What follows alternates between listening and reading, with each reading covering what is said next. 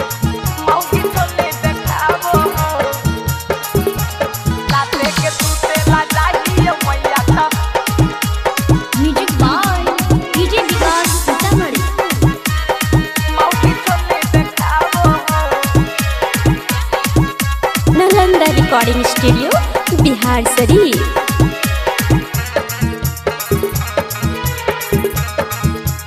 अब कैसा न पुतहु लैनी गे मैया मौगी बड़ी गरियाबो हौ कैसा न पुतहु लैनी गे मैया मौगी बड़ी गरियाबो हौ राते के सुतेला जाही मैया त मौगी छोले देखाबो हौ राते के सुतेला जाही मैया त मौगी छोले देखाबो हौ कैसा न पुतहु लैनी गे मैया मौगी बड़ी गरियाबो हौ कैसा न पुतहु लैनी गे मैया मौगी बड़ी गरियाबो हौ हे गे रात के सुतेला जाही मैया त मौगी छोले देखाबो हौ रात के सुतेला जाही मैया त मौगी छोले देखाबो हौ मौगी छोले देखाबो हौ रात के सुतेला जाही मैया त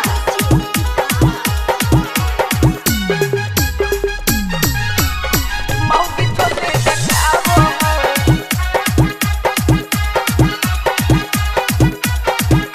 अकेता ना बतैयो गे मैया दुखावा के बात गे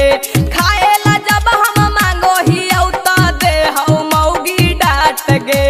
दे हौ मौगी डांट गे दे हौ मौगी डांट गे अकेता ना बतैयो गे मैया दुखावा के बात गे खाएला जब हम मांगो हियौ त दे हौ मौगी डांट गे कैसे के तोरा बतैयो गे मैया मौगी बड़ी सतावा हौ कैसे के तोरा बतैयो गे मैया मौगी बड़ी सतावा हौ रात के सुतेला जाही मैया त मौगी छोले देखावा हौ रात के सुतेला जाही मैया त मौगी छोले देखावा हौ मौगी छोले देखाबो हौ रात के सुतेला जाही मैया त म्यूजिक बाय डीजे विकास सीतामढ़ी। मौगी छोले देखाबो हौ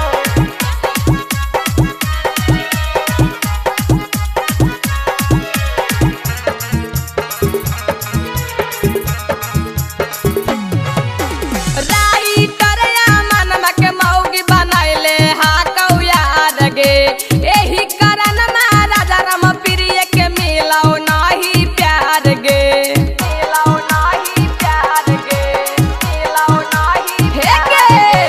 राई करया मनम के मौगी बनाइले हा कौयार गे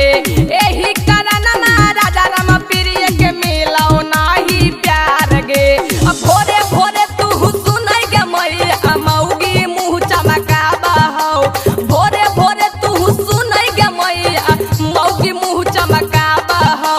रात के सुतेला जाही मैया त मौगी छोले देखाबो हौ रात के सुतेला जाही मैया त मौगी छोले देखाबो हौ